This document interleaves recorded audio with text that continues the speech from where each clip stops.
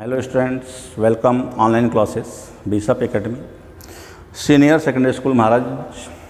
Today I will be discuss class 11 physics chapter 4 motion in a plane और आज हम लोग मोशन इन ए प्लेन में करेंगे बेंडिंग ऑफ साइक्लिस्ट पे डिस्कस करेंगे। तो इसमें दिया हुआ है कि bending of a cyclist when a cyclist take a turn he also required the sum centripetal force if the keep himself vertical vehicles running. This weight is the balanced by the normal reaction of the ground. In that event, he has to depend on the force of friction between the tires and the road for the obtaining the necessary centripetal force. As force of on the small and uncertain depend on it is not safe.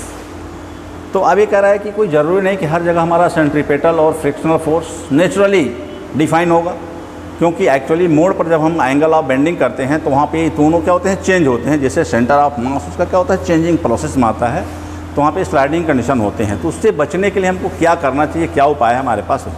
तो to above depend on the force of the friction for the obtaining the centripetal force the cyclist has to bend a little words from the hit vertical position. While turning, by doing so, a component of the normal reaction is the horizontal direction provided the necessary centripetal force. तो ऐसे करें जो हमारा जो horizontal direction होता है वो हमें centripetal force रिक्वायर्ड करता है। तो अब कह रहा है कि to calculate the angle of bending, तो हम कितने डिग्री पर बेंड करें कि that means they are the find a safeguard, ताकि हम अपने आप को सुरक्षित महसूस करें।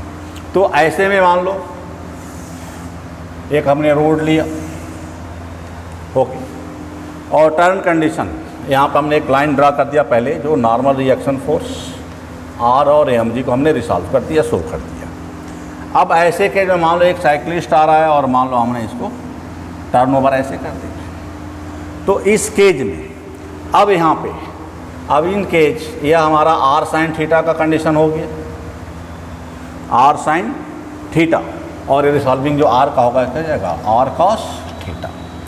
तो इस तरह से एक जो साइक्लिस्ट का जो वेट है वह भी यानी आर का फार्मूला एम जी होता है, and that means weight be the resolving the two components horizontal R cos theta and vertical R sign theta, and that means it is the make an angle theta, और मान लो ये हमारा angle क्या है, theta provide कर रहे हैं। तो इस केज में हम क्या करेंगे, तो अब हम लिखेंगे R cos theta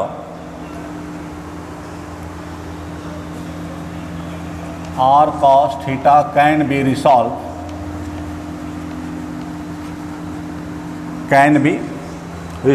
into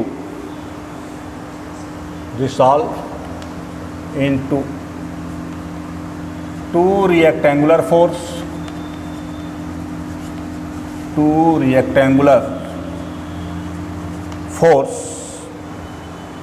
R cos theta is are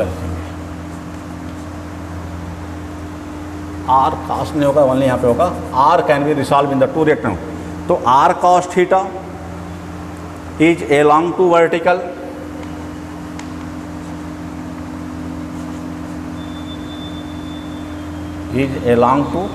vertical and R sign theta also horizontal, and R cos theta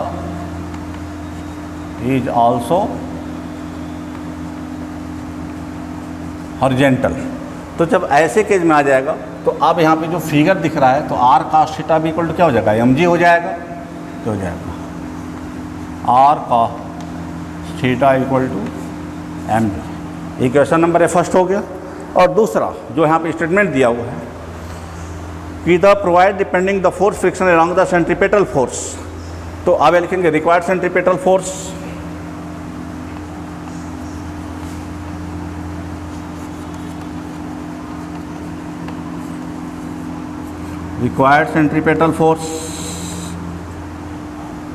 R sin force is equal to R sin theta, and that is mv square by R equal to R sin theta. इसको बनाते हैं हम equation number 2। तो चूंकि angle हम लोग tan में major करते हैं तो साइन बाई कॉस लाना है। तो अब यहाँ पे हम लिखेंगे equation second divided by first. तो इक्वेशन सेकेंड